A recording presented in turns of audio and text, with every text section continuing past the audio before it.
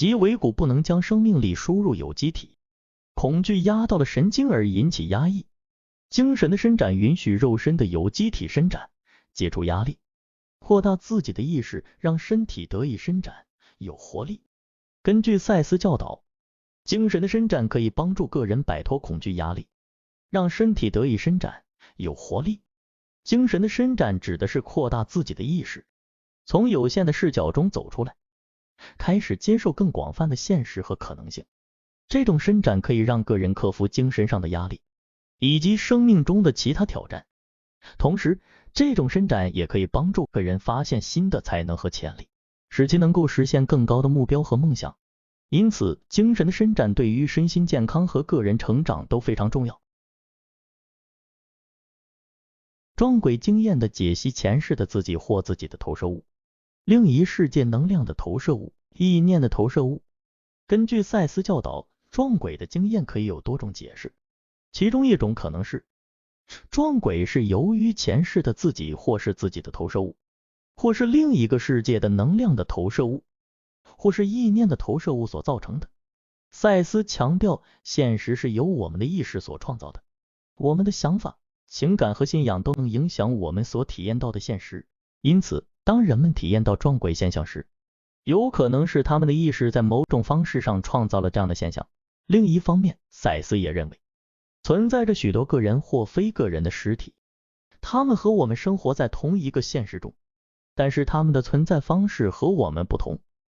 这些实体有时候也会影响我们的现实体验，可能会被感知为撞鬼的现象。总之，赛斯教导我们，现实是非常复杂和多层次的，并且受到许多因素的影响。撞鬼的经验可能是来自于个人的过去或当前的心理状态，也可能是来自于非个人的实体或能量的投射。因此，了解自己的意识和对现实的影响，以及接受多元的现实可能性，是理解撞鬼经验的关键。人格片段体存有给片段体一个独立的生命，然后多少有些忘了那片段体。当意识的失控出现，他俩便面对面了。存有不可能控制片段体人格，就像意识不能控制身体的心跳。根据赛的教导，人格片段体是指个体意识中的一部分，其具有独立的生命和自我。当这些片段脱离整体意识的控制时，它们可以表现出自己的想法和行为，与整体人格产生冲突。这种分离和冲突可能是由于个人经历的创伤、强烈的情感或其他原因导致的。赛认为，意识不能控制片段体的行为，就像意识不能控制身体的自主神经系统一样。通过意识的扩展和整合，人格片段体可以被重新融合为一个更完整的自我。每个人都有自己的守护神，自己的存有。是的，根据赛斯教导，每个人都有自己的存有，也可以称作灵魂或精神实体。这个存有不仅存在于人的肉体之中，同时也存在于非物质的领域之中，例如精神领域或灵性领域。每个人的存有都是独特的，反映了他们的经验、信念和个性等方面。赛斯教导还指出，存有的本质是无限的，超越了时间和空间的限制，因此它可以在不同的身体和世界之间转换。这意味着每个人都有多重存在的可能性，可以在不同的生命中体验和学习不同的经验。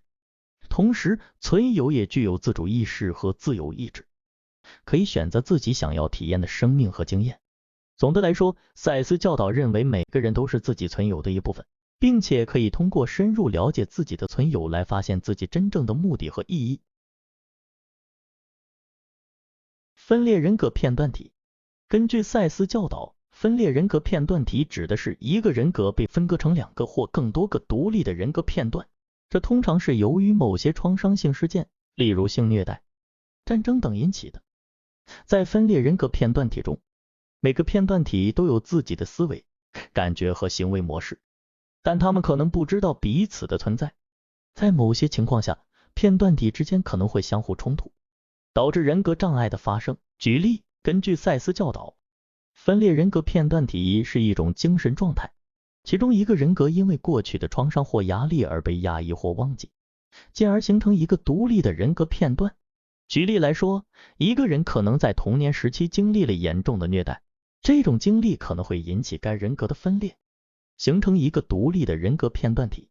以保护自己免受进一步的伤害。当该人格片段体被激发时，